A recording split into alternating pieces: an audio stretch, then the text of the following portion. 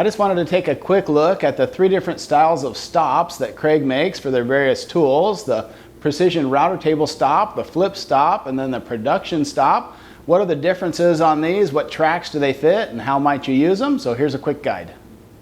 Looking at the precision router table stop, now this one does have a flipping action to it, but the key dimension is it needs to fit on a fence that has a 2.5-inch wooden face on it.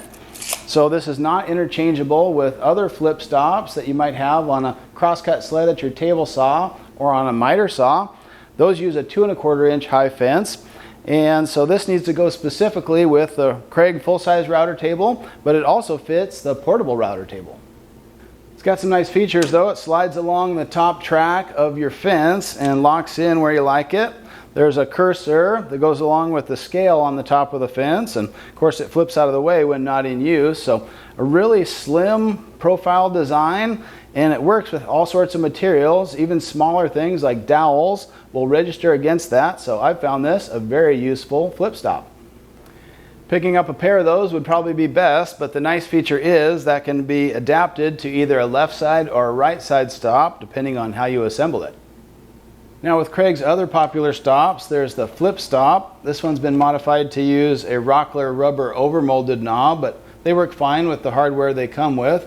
The main advantage is the fact that it flips out of the way when not in use, or just drop it down if you need to make a finishing cut for something at the crosscut sled or a miter station.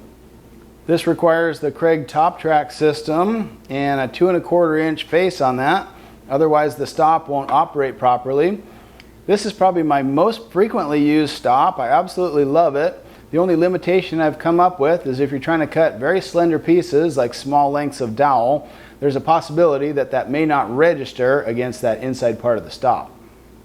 To address little issues like that, Kreg made the production stop, and this one's different. There's no articulating arm on it, so the bad part of that is you can't swing it out of the way when you're not using it. You have to actually physically slide it off the end of the track. But on the bright side, there's absolutely no wiggle in this. They call it a production stop because you're going to get the same measurement cut after cut, say if you're doing a large project at the chop saw. So I think that's the benefit here, is just really good precision. Just one word of warning on the production stop. Now as you loosen that, just loosen it slightly to slide it down the rail. If you make the mistake of just spinning it out too far, the problem is there's an articulated tip on that screw. And if you spin that in quickly, you may find that it doesn't stay flat against the side of the top track. So it's much better just to loosen that slightly, make your adjustment, and lock it back down. So as long as you keep in mind that the precision router table stop is for the full size or portable router table, whereas the production stop and the flip stop are for the top track systems, if you keep that part straight, you can make good use of these in the shop.